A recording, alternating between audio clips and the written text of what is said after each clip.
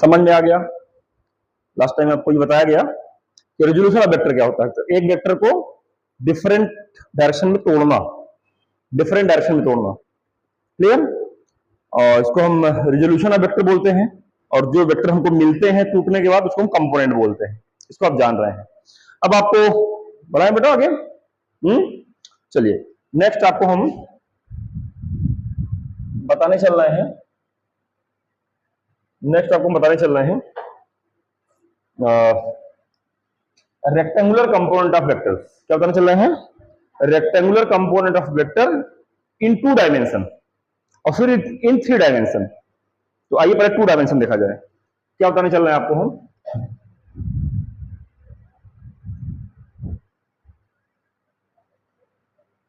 Rectangular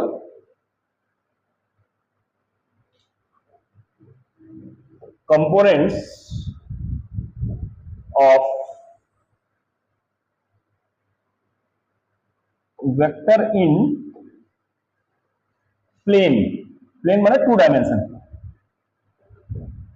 इन plane 2 dimension, 2 dimension में इन plane. तो इन plane माने एक वेक्टर ये दिया हुआ है ए, इसको हम 2 डायरेक्शन में तोड़ते हैं, और ऐसी 2 डायरेक्शन जो आपस में परपेंडिकुलर हो। अगर ऐसी 2 डायरेक्शन में हम ब्रेक कर रहे हैं उनको जो आपस में परपेंडिकुलर हो, तो इसे हम रेक्टेंगुलर कंपोनेंट कहते हैं। रेक्टेंगुलर मतलब रेक्टेंगल बनता है, जानते ही, उसका 90 डिग्री बनता है। उसी रूप में इसको भी कहा जा रहा है। तो एक डायरेक्शन है ये, इसको हम एक्स मान रहे हैं, जो इससे थीटा एंगल बनाता है, और एक उसके परपेंडिकुलर ले रहे हैं। किसके परपेंडिकुलर? एक्स के परपेंडिकुलर, वाई। आमतौर पर ये क्यों रेक्टेंगुलर सिखाया जा रहा है आपको? क्योंकि जैसे मान लो कोई थीटा एंगल पर कोई फोर्स लग रहा है, तो उसका हॉरिजॉन्टल इफेक्ट क्या होगा, वर्टिकल इफेक्ट क्या होगा, इसको आप ब्रेक कर सके। तो आमतौर पर 2 डायरेक्शन जो हमेशा जल्दी जल्दी ली जाती है, अक्सर क्वेश्चन में मिल जाती है, वो हॉरिजॉन्टल कंपोनेंट और वर्टिकल कंपोनेंट। और हम इस बात को जनरलाइज कर दे रहे हैं अलोंग एक्स एक्सिस और वाई एक्सिस, आपस में परपेंडिकुलर। तो ये वेक्टर ए जो हॉरिजॉन्टल या एक्स एक्सिस से थीटा एंगल पर है, उसको हम 2 कंपोनेंट में डिवाइड करेंगे, एक अलोंग एक्स एक्सिस, दूसरा अलोंग वाई एक्सिस। अगर ये ओरिजिन है O, ये पॉइंट है P, तो ये वेक्टर A माने OP हो गया। यहां से परपेंडिकुलर ड्रॉप कीजिए, ये आ जाएगा M, और इधर परपेंडिकुलर ड्रॉप कर दीजिए वाई एक्सिस पर, ये हो जाएगा M। तो पहले तो बताने चल रहे हैं कि what is rectangular component. Simple, the rectangular component of a vector are those components which are perpendicular to each other। बात क्लियर? चलिए, when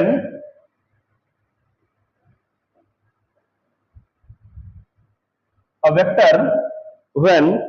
vector is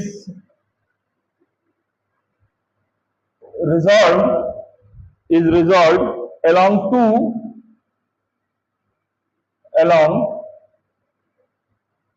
two mutually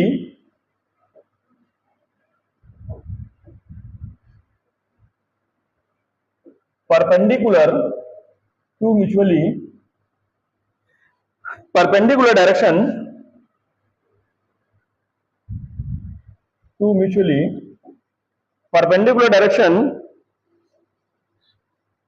then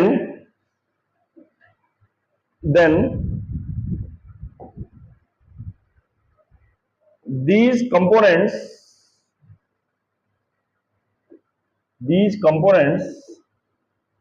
are called a rectangular component of vector। A rectangular components of a vector. इसको हम vector का क्या बोलते हैं? इसको हम वेक्टर क्या बोलेंगे? रेक्टेंगुलर कंपोनेंट बोलेंगे। That is rectangular component of vector. कब? जब 2 कंपोनेंट आपस में परपेंडिकुलर हो। क्लियर? ए के साथ में ये थीटा एंगल है और ये इधर 90 माइनस थीटा बन गया है ना, अर्थात इससे 90 डिग्री पर। चलिए अब हम जरा समझे कंपोनेंट को हमने लिखा कैसे था, जरा याद करो। कंपोनेंट कैसे लिखा था? इस फिगर में देखा जाए इसको, तो from ट्रायंगुला this plus this OM plus MP that is equal to OP। क्यों भाई? और ये जो MP है यही तो आपका OM भी है, तो इसलिए OP को हम लिख सकते हैं OM, और ये MP जो है, MP वर्टिकल डायरेक्शन में है, ये y एक्सिस पर, तो यही आपका ON हो गया, that's also ON।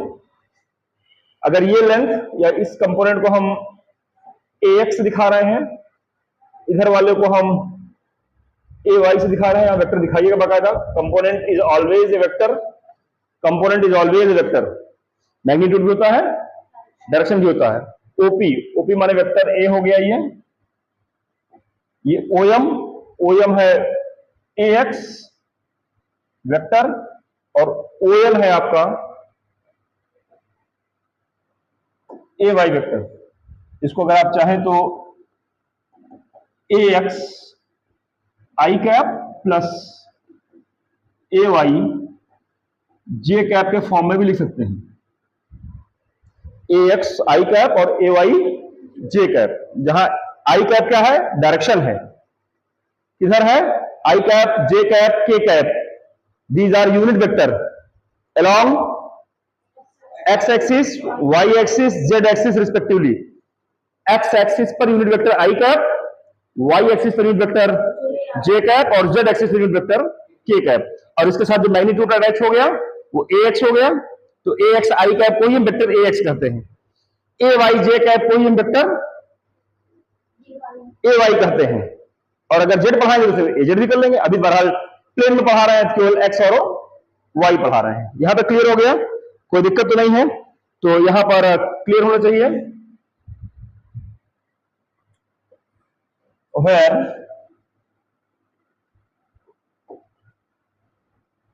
AX and AY are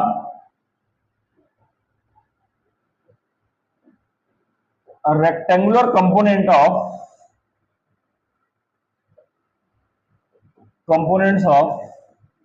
vector A।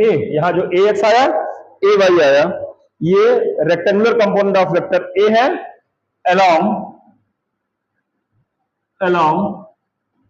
x axis and y axis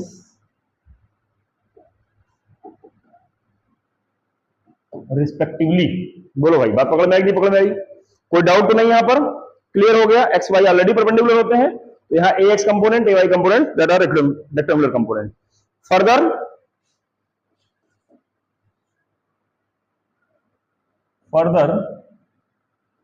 in right angle triangle OMP cos theta, इस ट्रायंगल में cos थीटा क्या हो जाएगा? Base upon hypotenuse. इसका मतलब OM upon OP, that is OM upon OP, और OM की length कितनी है? AX के बराबर। क्यों लेंथ ले रहे हैं, मैग्नीट्यूड ले रहे हैं, वेक्टर नहीं लगाएंगे। AX और OP कितना है? ये OP AY थोड़ी है, ON AY है, ये OP that is A only. Clear? तो it is very clear. AX की वैल्यू क्या रहेगी? A cos theta.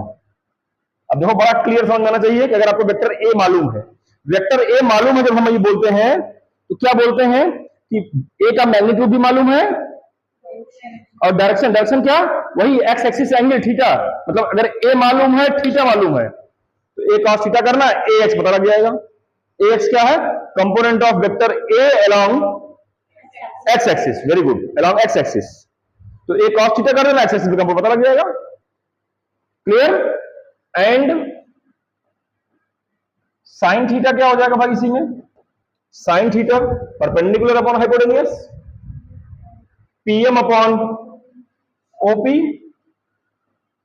PM upon OP, PM का मतलब हो गया ए वाई और ओपी तो ए ही है आपका, क्यों बच्चों, इसलिए ए वाई कितना आ जाएगा भाई आपका ना, ये ए वाई है तो भाई ये ओ एन के बराबर, तो ये कितना आ गया आपका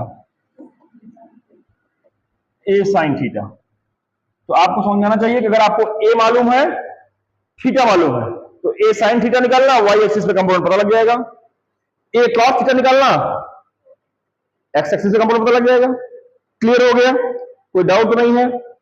it's implies that vector A, जिसको हम लोगों ने A X I cap A Y J cap रखा था, इसको हम बड़े आराम से A cos theta I cap plus A sine theta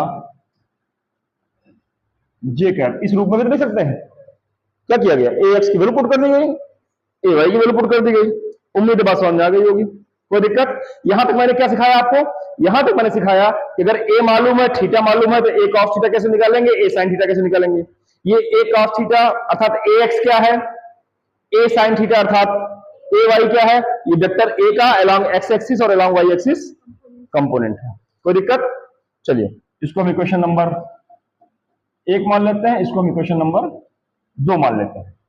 अभी तक क्या सिखाया, फिर ध्यान में क्लियर कर रहा हूं मैं कि ए मालूम है, थीटा मालूम है, कंपोनेंट निकाल लिए। अब इसका रिवर्स क्वेश्चन आ गया, कंपोनेंट दिया है ए और थीटा निकालिए। अगर ए और थीटा दिया है, कंपोनेंट निकालने कहा जाएगा, तो ए कॉस थीटा ए साइन थीटा कर देंगे। ए कॉस थीटा करेंगे तो ए से थीटा एंगल वाला कंपोनेंट निकल जाएगा अर्थात एक्स एक्सिस वाला। ए साइन थीटा कर देंगे तो उसके परपेंडिकुलर अर्थात ए वाई वाला कंपोनेंट निकल जाएगा। अब मैंने आपसे कहा कि अगर हमें कंपोनेंट पता हो और हमको ए और थीटा निकालना हो, तो इन्हीं इक्वेशन से कैसे निकलता है, आइए सिखाने चल रहा हूं, इसको भी समझ लीजिए जरा सा। चलिए, from equation 1 and 2 we get, square bracket जोड़ दीजिए इसको जरा, तो क्या आ जाएगा, ये A X square plus A Y square, इधर आ जाएगा A square cos square theta, और ये आ जाएगा आपका A square sine square theta. तो ये A X square plus A Y square बराबर आ गया A square common cos square theta plus sine square theta, cos square theta plus sine square theta 1। इसका मतलब ए स्क्वायर बराबर आ गया आपका A X square plus A Y square, इसका मतलब ए बराबर आ गया under root of A X square plus A Y square. अगर हमको कंपोनेंट्स मालूम है, सवाल में ए एक्स और ए वाई पता है और आपको ए निकालना है, तो अंडर रूट A X square plus A Y square कर दोगे, ए निकल जाएगा। And from equation 2 divided by equation 1 we get, इसको डिवाइड कर दिया जाए तो क्या होगा, A sine theta upon A cos theta, ये आ जाएगा A Y by A X. दोनों इक्वेशन डिवाइड कर दिए, अब की बार ए कट जाएगा, टेन थीटा कितना आ गया आपका A Y by A X, तो थीटा क्या आ जाएगा आपका tan inverse A Y by A X. इसका मतलब अगर ए वाई और ए एक्स पता है तो आपको थीटा भी आसानी से आप निकाल सकते हैं। ए वाई ए एक्स पता है, ए निकाल लीजिए, ए वाई ए एक्स पता है, थीटा निकाल लीजिए। अगर आपको ए और थीटा पता है तो ए एक्स निकाल लीजिए, ए और थीटा पता है ए वाई भी निकाल सकते हैं। तो इस तरह से अगर ए और थीटा दिया है, कंपोनेंट निकालना तो कर लेंगे, कंपोनेंट दिया है वेक्टर ए का मैग्नीट्यूड और उसकी डायरेक्शन निकालना तो निकाल लेंगे। क्लियर हो गया, कोई डाउट तो नहीं है, समझ में आ गया बात। तो मैंने आपको रेक्टेंगुलर कंपोनेंट इन 2 डायमेंशन बताया, ऐसे ही रेक्टेंगुलर कंपोनेंट इन, तो नेक्स्ट लेक्चर में हम लोग रेक्टेंगुलर कंपोनेंट इन 3 डायमेंशन सीखेंगे। लेकिन आज हमने आपको वेक्टर का रिजोल्यूशन, यूनिकनेस ऑफ कंपोनेंट और rectangular component of vector in 2 dimension ये समझाया। नोट करिए, यहां जो दिक्कत आएगी बताइए।